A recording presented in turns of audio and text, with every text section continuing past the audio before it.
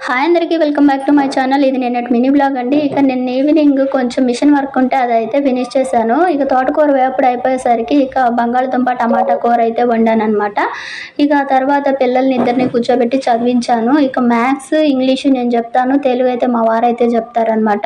ఇక ఎగ్జామ్స్ ఇక 20 days అలా ఉన్నాయి. ఇక ఫస్ట్ నుంచి రివిజన్ అయితే చేయిస్తున్నాను.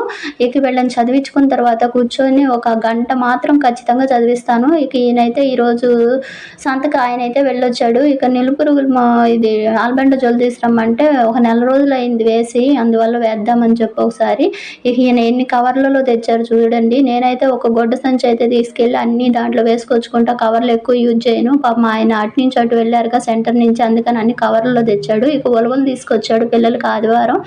ఉలవల్ని శుభ్రంగా ఉడకబెట్టి ఉలవ చారు చేసి అవి వేయించి పెట్టమని మామూలుగా. ఇక నైట్కి అన్నీ తినేసి కడుక్కొని